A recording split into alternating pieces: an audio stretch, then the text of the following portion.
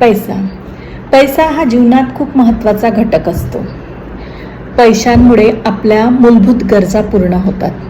परंतु पैसा हा जितका महत्त्वाचा घटक असतो तितकाच पैसा सर्व काही नाही हेही समजून घेणे तितकेच गरजेचे असते. पैशांमुळे आपल्या अन्न, वस्त्र, निवारा, आरोग्य आणि शिक्षण यासारख्या गरजा पूर्ण होतात. म्हणून पैसा हा आपले स्थिर आणि सुरक्षित जीवनाचा आधार असतो. परंतु पैसा फक्त मूलभूत गरजांपुरताच मर्यादित नसतो, तर पैशामुळे आपला आत्मविश्वास वाढतो. पैसा हा आपल्याला निर्णय घेण्याचे स्वातंत्र्य देतो.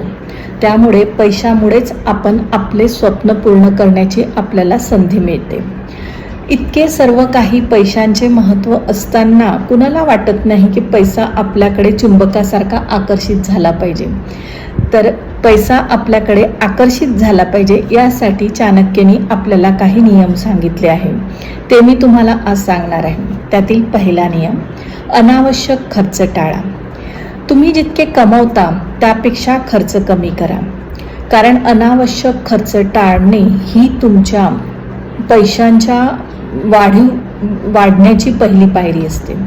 नंतर नंबर 2, बचत आणि गुंतवणूक करा. जेव्हा तुम्ही पैसा कमवता तेव्हा तो पैसा फक्त साठवून ठेवण्यापेक्षा तो पैसा योग्य पद्धतीने योग्य ठिकाणी त्या पैशाची गुंतवणूक करा.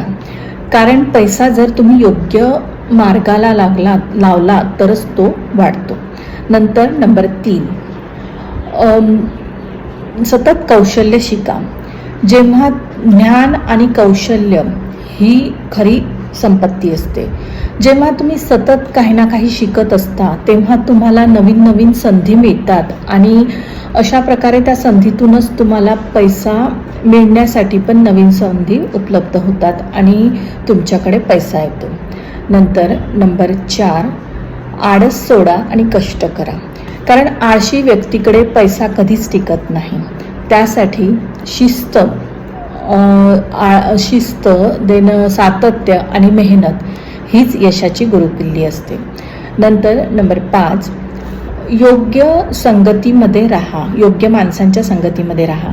कारण आजूबाजूच्या लोकांच्या विचारसरणी आणि त्यांच्या सवयी तुमच्यावर प्रभाव टाकत असतात. म्हणून सकारात्मक आणि प्रगतिशील लोकांमध्ये राहिल्याने तुमची पण प्रगती होते. अशा प्रकारे ह्या ज्या सवयी आहे ह्या अगदी साध्या सोप्या असल्या तरीही या सवयी तुम्ही जर